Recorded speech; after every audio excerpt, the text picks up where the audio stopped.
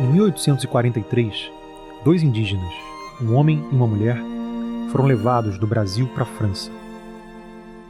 Não se sabe quase nada sobre eles. Nome, idade, povo de origem, nada. Sabe-se que eles foram apresentados na Academia de Ciências, em Paris.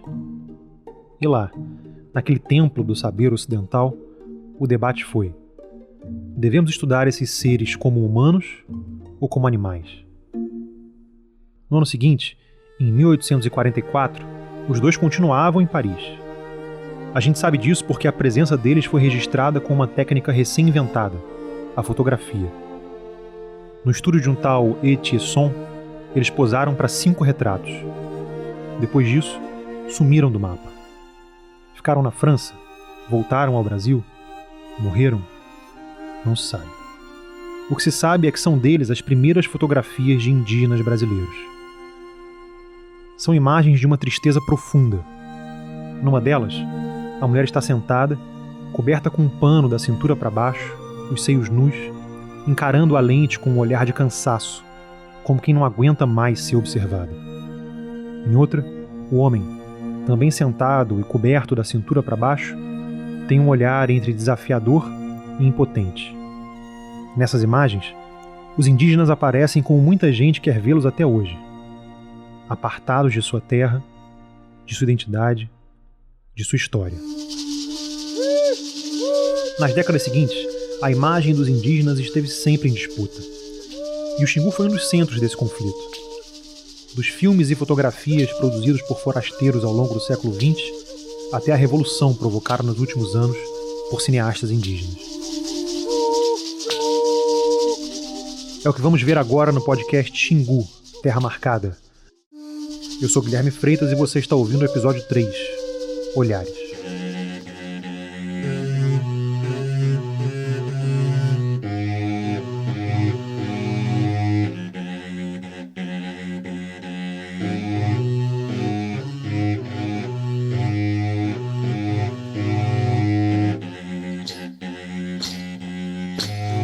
Sou Fernando de Daca, sou fotógrafo, um antropólogo dentro do campo da antropologia visual. Passei 35 anos estudando a relação da fotografia com o campo da antropologia.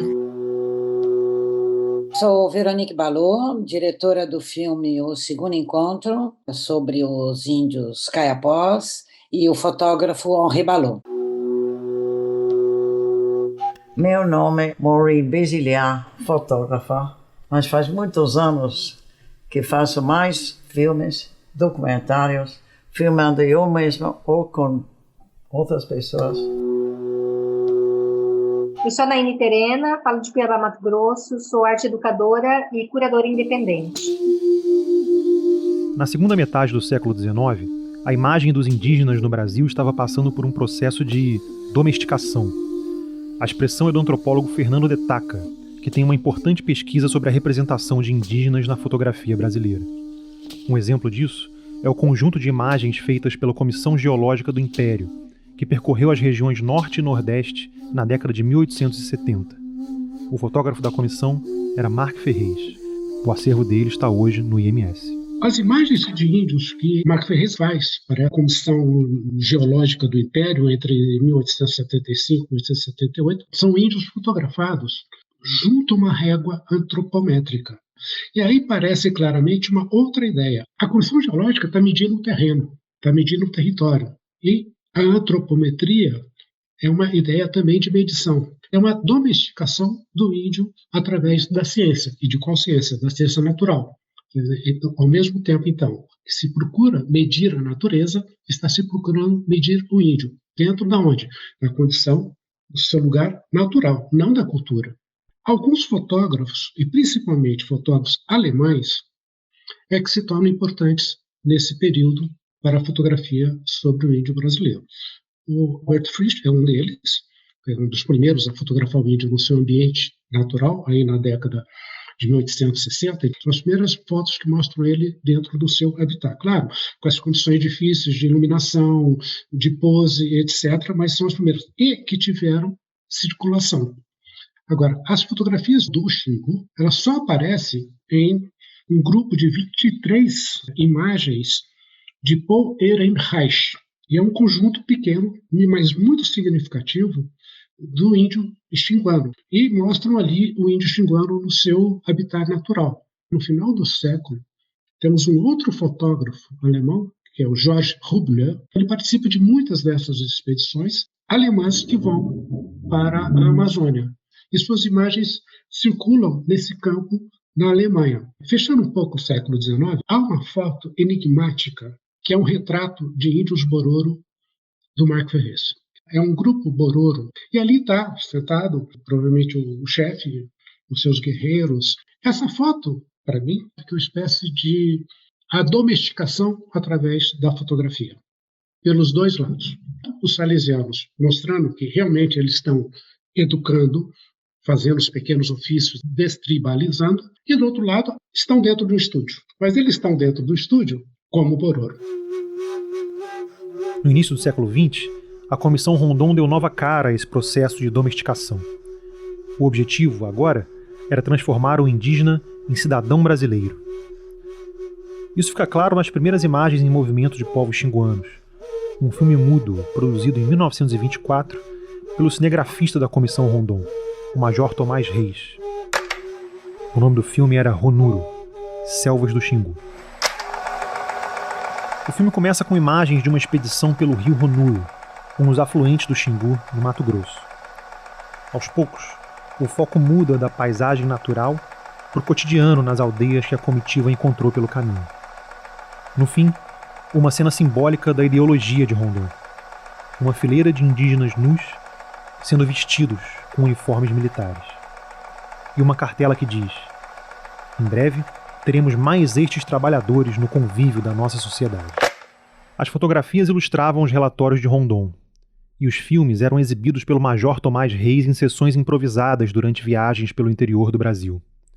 Essas imagens ajudaram a moldar o imaginário brasileiro sobre os povos indígenas. Nas suas primeiras incursões que o Rondon faz através da Comissão Telegráfica, ele já começa a encontrar aí, antes de 1910, os grupos indígenas que estão pelo interior.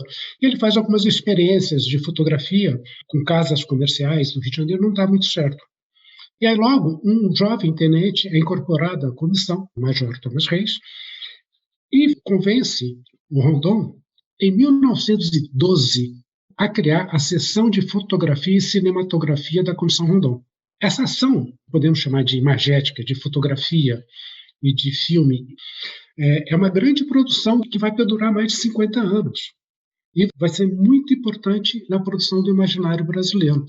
E nesse campo, que se identifica claramente que ele trabalha com esses três lugares da representação, que é o mito de origem, que muda de lugar, é um índio selvagem ou um índio na sua existência tradicional.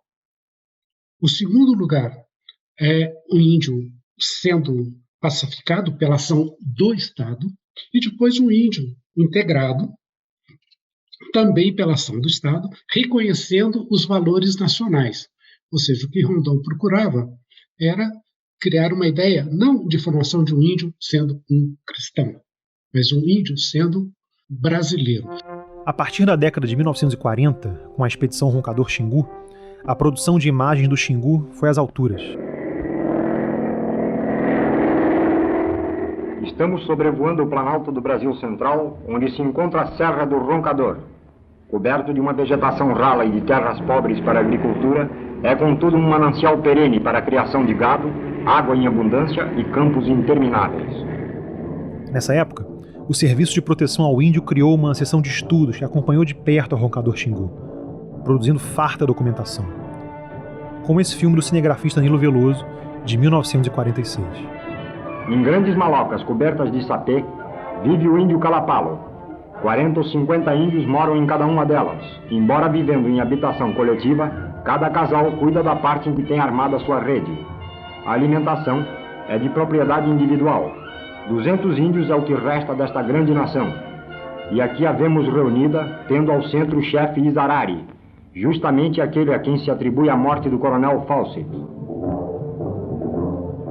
Além disso, à medida em que a expedição avançava Brasil adentro, abrindo estradas e pistas de pouso, a imprensa passou a acompanhar mais de perto a Roncador Xingu. A história da marcha liderada pelos Vilas-Boas caiu nas graças do público e virou um folhetim de sucesso. Uma das responsáveis por isso foi a revista O Cruzeiro, de Assis Chateaubriand, com uma série de reportagens nos anos 40 e 50. No primeiro momento, a marcha pro oeste foi tratada ali como um faroeste à brasileira. Em 1944, por exemplo, o repórter Davi Nasser e o fotógrafo Jean Manzon sobrevoaram uma aldeia chavante, no Mato Grosso, que não estava habituado ao contato com os brancos. Surpresos, os indígenas reagiram como podiam, atirando flechas em direção ao avião. Manzon registrou tudo, e isso rendeu 20 páginas de reportagem, abrindo com a foto de um sertanista armado e o título Enfrentando os Chavantes. O francês Jean Manzon foi um dos principais fotógrafos enviados pela Cruzeiro ao Xingu nessa época. O outro foi o piauiense José Medeiros. O acervo dele está no Instituto Moreira Salles. Manzon preferia quadros dramáticos, muitas vezes encenados, mostrando a bravura dos sertanistas e os costumes das aldeias. Já Medeiros retratou os indígenas de perto, captando olhares curiosos ou arredios para sua câmera. E flagrantes inusitados, como uma foto em que um Yawalapiti parece examinar um avião pousado. Numa outra imagem, vários indígenas ajudam a empurrar o avião de um atoleiro. A revista do Cruzeiro, ela chegava em todas as classes, mesmo as analfabetas. Como ela era muito imagética, se permitia fazer leitura de imagens sem precisar ler. Então ela tinha uma forte marcação de opinião pública. A divulgação da expedição marca também a ascensão midiática, através da revista Cruzeiro, dos irmãos Vilas-Boas. Foi muito importante para a constituição, inclusive, do campo do Xingu. Por outro lado, a revista Cruzeiro, na visão de Chateaubriand, era um lugar de explorar a imagem do que era o brasileiro. O brasileiro era o imigrante italiano, as populações africanas, o caiçara, e também estava aí o índio como produto desse grande caldeirão. E aí vem o caso da Índia de Acuí. É a novela da possibilidade da miscigenação. A miscigenação era também uma visão que o Chateaubriand apostava bastante. Ele incentivou muito essa série de reportagens, que foi o amor entre a Índia Kalapalo de Acuí e um sertanista chamado Aires Cunha. A primeira reportagem da série, Minha Noiva é uma Índia, aparece esse amor.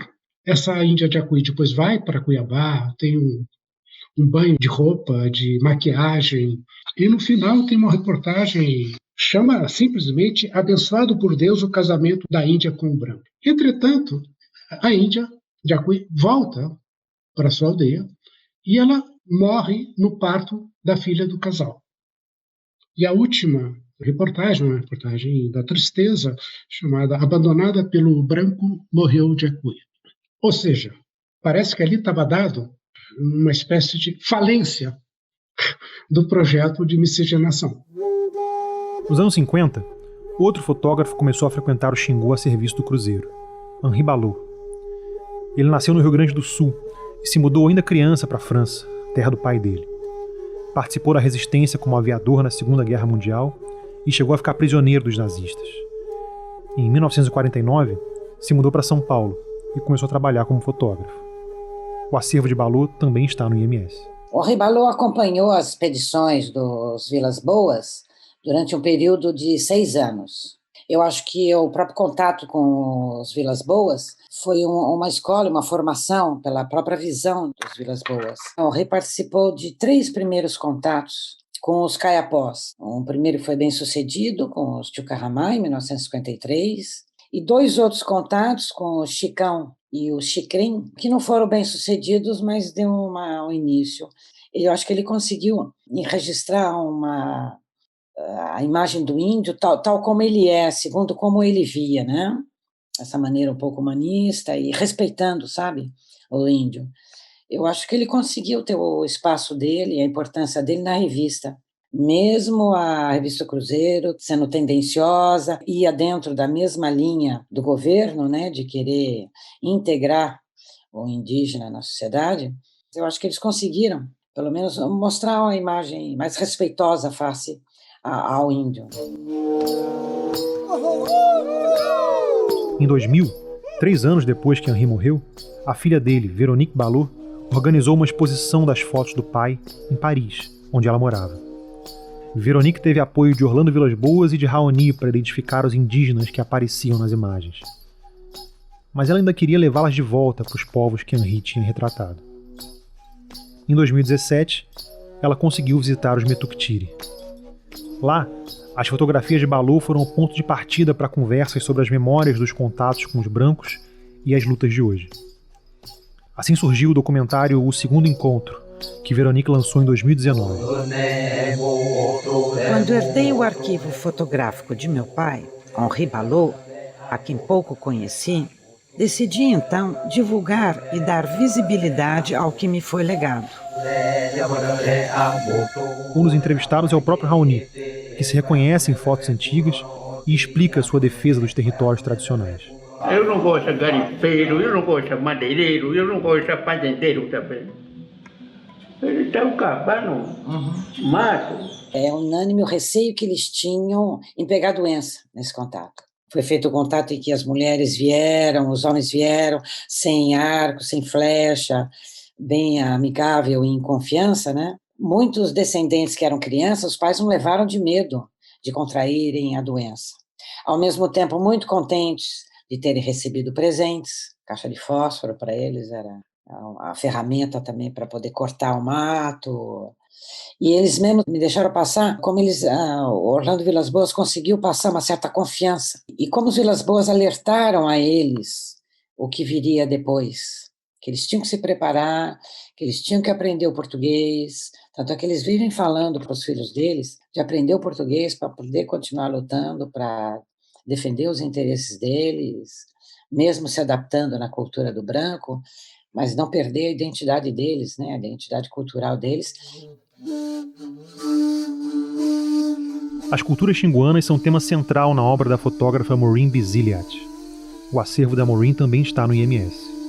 Nascida na Inglaterra e radicada no Brasil desde a década de 1950, ela já tinha rodado boa parte do país quando foi convidada pelo amigo Orlando Vilas-Boas para fazer uma reportagem sobre o Parque Indígena do Xingu. Orlando conhecia o livro de Maureen sobre o sertão mineiro, uma homenagem aos personagens e cenários de Guimarães Rosa, e achou que ela podia se encantar com o Xingu. Em agosto de 1973, Maureen chegou para passar 5 semanas. Acabou fazendo várias visitas ao longo de muitos anos.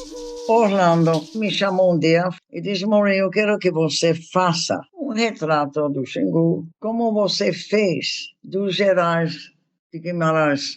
Mas aí tudo tomou outros rumos, sabe? Era para ser uma visita de 1 ou 2 meses, sabe? Ia ser em preto e branco, ia ser mais uma reportagem curta, não? Mas aí vi diferentemente, percebia que fazer uma curta viagem era como no Terido, sabe? Porque lá tinha, se não me engano, 17 etnias. Um processo que tem que ter uma certa lentidão. Depois você vai se incorporando sem molestar. Estar lá sem estar percebendo e não confundindo. Mas percebi desde o início um finíssimo sentido estético do índio. Tanto assim é que várias vezes, por exemplo, ia filmando Marina, me chama Marina, Marina, espera aí. E ele foi para pôr exatamente no meio do cocá. Orlando às vezes fala que o próprio círculo da aldeia é quase como se fosse uma cena sobre a qual a pessoa vive e se mostra e faz parte. Foi passo a passo, através de encontros mútuos. O senso estético que deslumbrou Maureen brilha nas páginas do livro Xingu, Território Tribal, de 1979. Ali ela registrou detalhes dos ornamentos e das pinturas corporais, os bastidores dos rituais e das festas, a coreografia das danças e das lutas. Esse olhar também guia o documentário Xingu, Terra, sobre a vida em uma aldeia Merinaco, que Maureen lançou em 1981. Orlando Vilas-Boas escreveu e narrou o texto que acompanha o filme. A terra é essencial para o índio. Nela ele não conhece limites. desconhece o que significa limites. Não existe limitação de propriedade. Dentro da comunidade, a terra é de todos, de toda a comunidade. O grande problema do índio no Brasil, sua grande luta, se baseia na posse da terra, onde estão as suas tradições, suas origens e todo o seu passado histórico. Na Bienal de Arte de São Paulo, em 1975, Maureen e Orlando fizeram outro trabalho em conjunto, a Sala Xingu Terra. Num espaço de 200 metros quadrados, a instalação reunia fotos de Maureen, objetos da coleção de arte indígena de Orlando e a reprodução de uma aldeia xinguana. Para isso, eles contaram com a colaboração de um jovem Awalapiti que, nos anos seguintes, se tornaria um dos grandes líderes do Xingu, Aritana. Ele foi a São Paulo para a montagem da instalação, orientou tudo e não se deslumbrou com a arte dos brancos exposta na Bienal. Na época, numa entrevista ao jornal Estado de São Paulo, ele até brincou e disse assim: "Não achei graça em nada, mas meus companheiros vão morrer de rir quando eu mostrar as fotos de tantos objetos inúteis." Foi o começo da amizade de Maureen com Aritana, que durou até a morte dele, em agosto de 2020, por Covid. Aritana, nesse momento, é difícil até falar dele, não?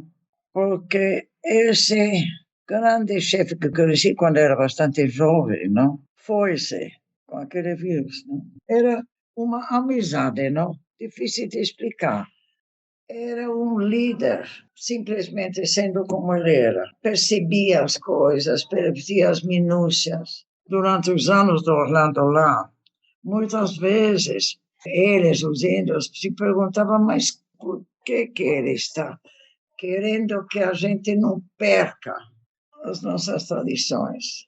Aí ele diz, agora a gente entende, porque a gente escuta ruídos de que o Xingu poderá eventualmente ser um lugar visitado turisticamente. Então ele diz assim, agora a gente compreende. Orlando lutou para preservar essa cultura aqui, lutou mesmo. A gente não sabia, é isso que eu estou falando, não sabia. Por que Orlando está fazendo tanto isso aí? Mas depois que a gente está aqui, né, a gente cresceu, a gente foi sabendo isso, então é isso que está acontecendo. Que Orlando proibia coisa aqui. Entrada do branco aqui, entrada do turismo aqui. Já pensou, turismo entrava aqui, a paisada ia trabalhar mais para turismo. Ia comprar isso que era tudo perigo aqui. Agora a gente está sabendo o que Orlando estava fazendo. Hoje, Maureen diz que também entende melhor uma ideia de Orlando: a importância política de celebrar as culturas indígenas. Orlando uma vez tem uma frase, ele diz, não vamos mostrar o índio por baixo da ponte. Vamos mostrar ele na dignidade e da força da sua cultura. Mas quando eu escuto essa palavra do Orlando, penso assim, talvez mostrando eles, na força deles, talvez possa servir de alguma coisa. Nas décadas seguintes, os indígenas passaram para o outro lado das câmeras e levaram para as telas o próprio olhar sobre suas culturas e sobre os brancos. Em 1986, o antropólogo e documentarista Vincent Carelli criou o Vídeo nas Aldeias, um projeto que promoveu formação audiovisual para gerações de indígenas de várias partes do país. Para Naine Terena, curadora e pesquisadora dedicada às artes indígenas, essa época marcou uma virada na forma como os povos indígenas eram retratados no Brasil. Eu acredito que essas imagens das expedições trazem, obviamente, o olhar da própria expedição e dos interesses que elas tinham, né? Carregam um pouco também de um registro do cotidiano sob o viés do fotógrafo. E essa é a grande diferença, porque talvez se fosse pelo viés do indígena, outras imagens seriam captadas, né? E esse é o ponto de virada de quando a gente produz as imagens e de quando a gente é o objeto dessas imagens, né? É fato que elas existem, né? E elas são elementos importantes para a gente fazer uma análise aprofundada, né? Dessa constituição de imagens, para se pensar várias coisas, sobretudo de uma construção de narrativa do momento, da população acatar a presença indígena como pré-civilizados ou pessoas que poderiam ser civilizadas e viver como as pessoas viviam na cidade. Então, essas imagens também vendiam uma ideia política. A gente, quando começa a estudar a história indígena no Brasil, tanto os textos que vêm da educação quanto os que vêm da antropologia fazem essas divisões em momentos, desde o primeiro contato até a tentativa de extermínio e de integração e a Constituição de 1988. Então, quando eu comecei a pensar nessa apropriação mais avançada dessas tecnologias, eu comecei a caracterizar como sendo um quarto momento, que é esse momento que se estende, talvez, desde a década de 90 até os dias de hoje. Eu não consigo datar isso ainda. Eu acredito que quando a gente pensa nesses 4 momentos, a gente começa a entender um pouquinho desse processo histórico de contato e de diálogo, e quando eu proponho o 4º momento, é como esse diálogo se embasa com o indígena se apropriando dos meios de comunicação como um todo. A gente já tem o vídeo nas aldeias, né? Mas tem uma experiência que é a Ascuri, um coletivo de Mato Grosso do Sul, que é formado por indígenas e nasceu da iniciativa desses indígenas. Eu acho que ele é um coletivo até mais jovens, mas ele tem um marco importante por ser realizado pelos próprios indígenas, feito a partir do pensamento Guarani Kaiowá Terena. O cineasta Kamikiá Kisede, nosso correspondente no Xingu, foi aluno do Vídeo nas Aldeias. Hoje é professor. Ele usou o que aprendeu nas oficinas para fazer filmes como Os Kisede Contam Sua História, de 2010. É um documentário com relatos de seu povo sobre as memórias do contato com os brancos. Foi a primeira vez que um Kisede filmou essa história do ponto de vista deles. Bom, acho que meu interesse de trabalhar com audiovisual veio desde a minha infância, né? A história que a minha mãe conta, né? Que quando eu era pequeno eu ia com ela na roça, eu usava o rama de mandioca como tripé e também lata de leite, né? Como máquina. Então aquele barulho era clique para mim. Começamos fazer vídeos sobre a nossa festa, cultura. Aí saiu esse DVD, né, coletivo de cinema Kisede. Então foi muito bom. Fomos entrevistar a pessoa que estava no primeiro contato com o homem branco, no local onde foram os primeiros contatos, né? Então ele contou essa história. Foi muito bom fazer este vídeo. Então eu não conhecia muito bem a história do primeiro contato, mas gravando esse vídeo, comecei a entender melhor como foi o primeiro contato com o meu povo. Talam Kinsedira, Kaimamera, Kuradima Sintira Que Suya, Nyunikamna Kupekotira Que Adima Sinti Itam Baihua. Newalatam Akum Kuradima Ninti Tondaro, Kuradima Sakterema. No filme, o Kamikiá mostra para anciãos da aldeia retratos feitos por fotógrafos que acompanharam os Vilas Boas nos primeiros contatos com os Kisede. Esse diálogo com os mais velhos ajudou Kamikiá e a comunidade inteira a conhecerem melhor a própria história. A gente tem valorizado muito essa fotografia, né, até para mostrar para futuras gerações e falar como que eram os antepassados, né? A partir que a gente fez esse vídeo, né, que eu fui entender a importância dessa terra onde estamos morando agora, né? Porque na história eles falam que aqui era terra ancestral do povo Kisede, né? Com contato com o homem branco, que fomos transferidos para dentro do território Xingu. Ficamos lá mais de 40 anos morando e depois de muita luta reconquistamos essa nossa terra ancestral e voltamos a morar aqui.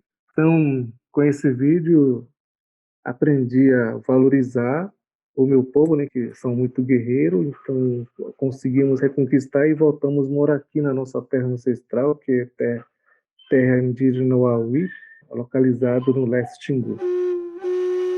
Nosso outro correspondente, o cineasta Takuman Kuikuro, também se formou pelo Vídeo nas Aldeias nos anos 2000.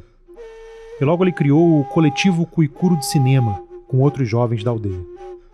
O coletivo já produziu mais de uma dezena de filmes e hoje participa de festivais em todo o mundo. No início foi pouco complicado, muita gente não acreditava que você não fala português. Como é que você vai entender isso? Como é que você vai decorar tudo que foi explicado, porque eles falavam que só branco sabe fazer isso, não é vocês.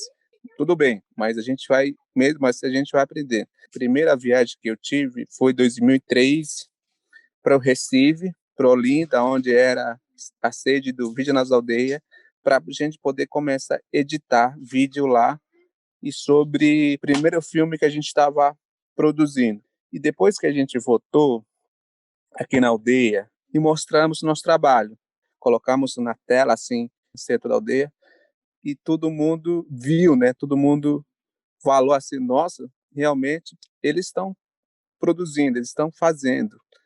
Assim a gente conseguiu ter nosso produto, né? Como o filme Um Dia que a Lua Menstruou, O Cheiro de Biquique, primeiro filme, curta-metragem, documentário que a gente tinha feito na época, né? 2003, 2006, né? Que também a gente fez também, documentamos 2004, Ritual das Mulheres. Ritual das Mulheres, a gente documentou tudo isso só de ritual. Como o povo gosta mesmo de assistir aqui, é filme de ritual. Porque para eles traz alegria, traz de volta energia boa através do filme do ritual. Por isso que a gente tem que fazer dois tipos de filme, né? Filme de ritual e outra versão a gente faz documentário assim com narrativa, alguma coisa de construído, mostrando com personagem. Um documentário para mostrar para fora da aldeia. Um desses filmes é Os Cuicuros se Apresentam, de 2007, que também tem relatos de seu povo sobre os primeiros contatos com os brancos. Além disso, mostra a relação dos indígenas com a cultura dos brancos hoje, na presença do futebol e das TVs nas aldeias, ou na visita de uma família cuicuro a um mercado de Canarana, a cidade de Mato Grosso mais próxima do parque. Tá garoando lá fora, bolei a perna gaúcho e chegue cá pro galpão onde tem chimarrão, não precisa ter luxo. Tá garoando lá fora, bolei a perna gaúcho e chegue cá pro galpão onde tem chimarrão, não precisa. Cuicuro ateugai, tilako hatsituakan induinda, adeleha 500 leha tiakan indu atulendela, inde Alto Xingu até Mato Grosso. Pesquisando imagens da época do contato com os brancos, o Tacumã percebeu que os cuicuro têm uma visão diferente sobre aquelas fotografias. Eu ouvi falar pelas pessoas que assistem, né? O interesse deles era fazer documentário mesmo, assim, para que eles possam fazer expedição, registrando. As pessoas falam que poderia ter mostrado mais as coisas, né? Muitos rituais foram gravados. As pessoas são importantes na época, não foram filmados, não foram. As pessoas são lutadores, né? Eles querem ver quem era campeão, quem era mais a pessoa que representava a comunidade, quem era cacique, líder daquela comunidade. Só que os cineastas e documentaristas anteriores não mostravam aquilo, né? Não mostrava as coisas mais importantes que dentro da aldeia, né? O interesse deles era mostrar as coisas simples, né? Hoje em dia, eles falam que vocês têm que mostrar realmente as coisas importantes, quem é a pessoa importante, quem é a pessoa lutador, quem é a pessoa realmente que está representando aquela comunidade, quem está lutando. Isso que o povo quer ver. Agora, nas novas gerações, aquele foi pessoa forte, lutador, vocês não iam conseguir lutar com ele, né? Na época, aquele pessoal que estava registrando, a gente procura aquele filme, mostra para eles, só que não aparece. Isso que eles contam, né? Hoje, ao contrário daqueles tristes retratos feitos em Paris no século XIX, os indígenas aparecem nas imagens com identidade própria, contando suas histórias e defendendo suas terras. A grande parte das produções tem esse teor mais politizado de levar, né, a população de forma geral o reconhecimento de demandas que são dos povos indígenas, e essas demandas perpassam por vários planos e por vários temas, desde a demarcação da terra até, por exemplo, a ritualização de eventos, né, os rituais que são atividades internas. Eu acho que o grande ganho é quando eles conseguem fazer o que os meninos conseguiram, né, através da associação, através do coletivo, envolver mais pessoas de suas comunidades, porque assim eles conseguem falar a mesma língua e debater os mesmos temas para expandir aí para um universo fora do que o núcleo em que eles vivem.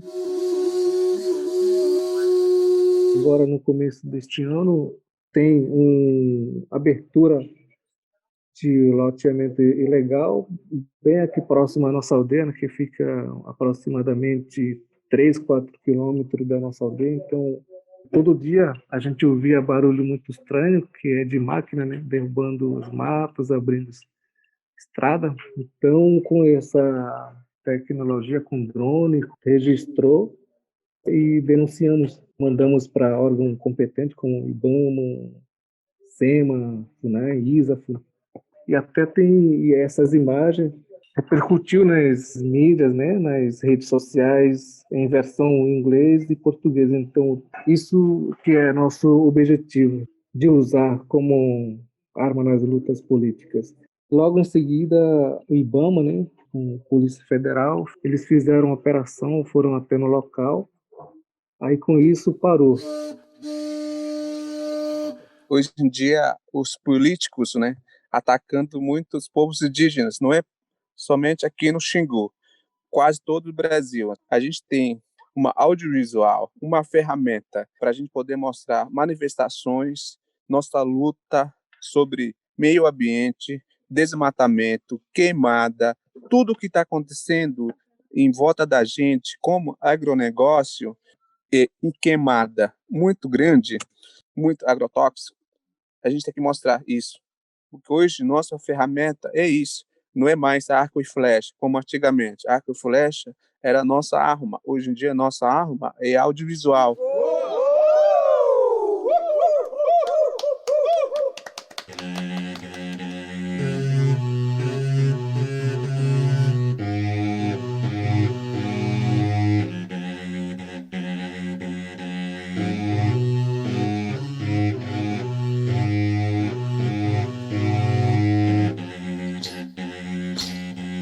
A afirmação política dos povos xinguanos teve um capítulo decisivo durante a ditadura e inspirou conquistas históricas para os direitos indígenas na Constituição de 1988.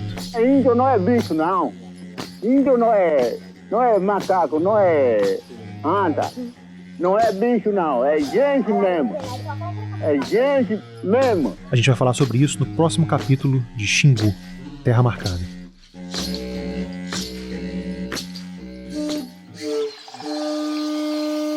Xingu, Terra Marcada é uma produção da Rádio Batuta, do Instituto Moreira Salles. Concepção, roteiro e apresentação, Guilherme Freitas. Edição e pesquisa, Luísa Silvestrini. Coordenação, Luiz Fernando Viana. Correspondente no Xingu, Kamikiaki Sede e Tacumanco Ikuro. Mixagem e finalização, Cláudio Antônio. Gravação, Felipe de Castro. Identidade visual, Washamani Meinako. Distribuição, Mário Tavares. A trilha sonora é de músicas do disco A Dança dos Sopros, Aerofones Cuicuro do Alto Xingu, gravado em 2006, com produção de Carlos Fausto e coordenação musical de Jacalu Cuicuro. O filme do SPI que aparece nesse episódio foi feito em 1946 pelo cinegrafista Nilo Veloso e foi cedido pelo acervo do Museu do Índio, da FUNAI. A entrevista do Aritana está no filme Xingu, 2020, da Maureen Basiliat, que faz parte da exposição Agora ou Nunca, Devolução, Paisagens Audiovisuais de Maureen Basiliat, realizada pelo IMS. Para saber mais sobre o podcast, você pode visitar nossa página na Rádio Batuta, na radiobatuta.com.br. E para conhecer os acervos do Instituto Moreira Salles, acesse ims.com.br.